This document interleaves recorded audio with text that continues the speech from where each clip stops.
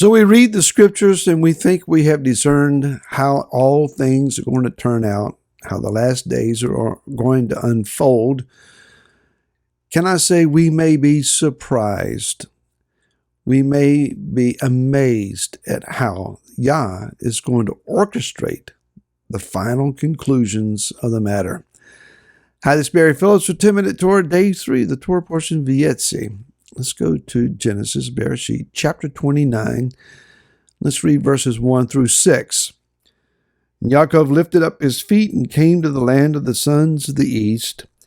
And he looked and saw a well in the field and saw 3 flocks of sheep lying by it. For out of that well they watered the flocks, and a large stone was on the well's mouth.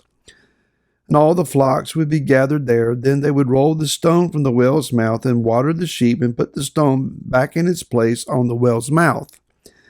So Yaakov said to them, "My brothers, where are you from?" And they said, "We are from Haran." And he said to them, "Do you know Lavan, son of Nahor?" And they said, "We know him."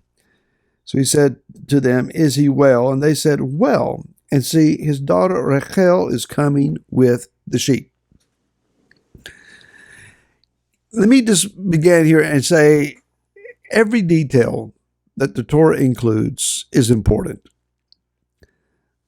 The information that we've just read is not just to establish the narrative so that we can get to the good part. What we read is a part of the good part. There's a lot of information that's going on here. First, let's understand what has been said, that there are 3 flocks.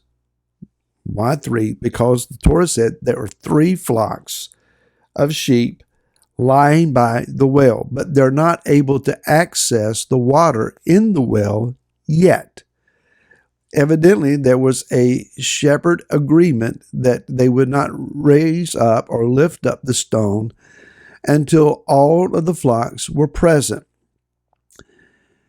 It also could be that the stone was of such weight that it would take all of the shepherds just to lift it up and get it off of the mouth of the well. 3 flocks. Who or what are these 3 flocks? May I submit to you that they are Yehuda, Benjamin, and Levi. This is the house of Yehuda, the southern tribes. They make up then who we normally refer to as the Jewish people. They are comprised by Yehuda, Judah, Benjamin, and Levi. They have difficulty in removing the stone of stumbling, the rock of offense, from off of the mouth of the well. Yeshua said, "I am this rock of offense." He is the stone of stumbling. Entering into the picture then is Yaakov. Yaakov is the progenitor of both houses, the house of Yehuda and the house of Joseph, later known also as the house of Ephraim or the house of Israel. In this role, he is the carrier of the covenant of Abraham through Yitzhak and now to him.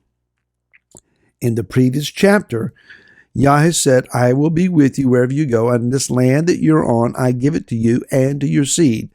This is the Bekira. It is the blessing of the land and the lineage of the seed. He shows up. He is searching for the bride.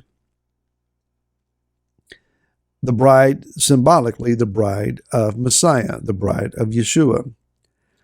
So he is the key for the bride being found at the well. And he is the key to Yeshua being revealed, that is, the rock being lifted up so that the waters can be accessed by all of the flocks that are gathered there. The last verse that we read says Rachel is coming with the sheep. Rachel represents the house of Joseph, that she is the mother of Joseph, the house of Israel. She is bringing her flock. So what we have then is both houses of the people of Am Israel, the people of Israel, the house of Yehuda and the house of Joseph, coming together to the well where the water of life is and where the revelation of Yeshua is required in order to access the well. Without understanding who Yeshua is, you can't get to the water. Now, we would also understand that though three shepherds, or the shepherds of three flocks, however many they may have been, were not able to lift the stone, but when you add the bride of Messiah, Rachel, they're able to get the stone up, and the water is easily accessible to all who are thirsting. So, to me, this is just a beautiful picture that shows a couple things. One is that we need the revelation of Messiah. Before we jump on the wagon that says, I know who he is, I got the picture.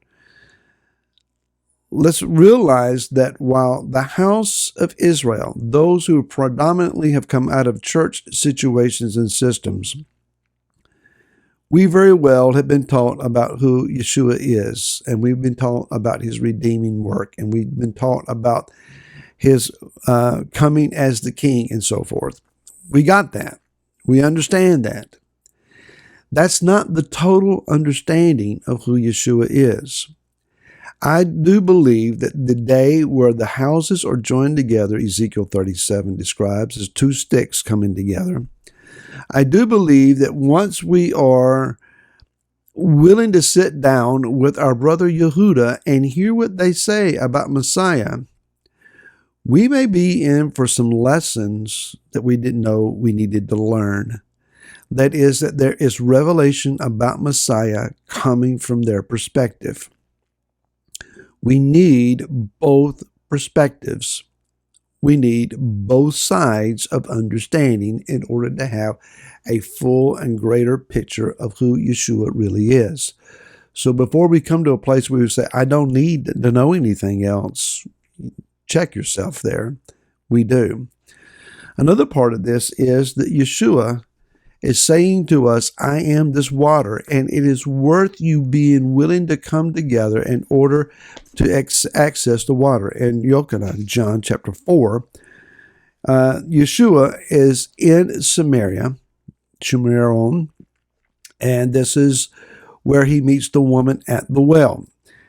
And he says to her, give me a drink of water. And he says, if you knew who I was, you would ask for me living water.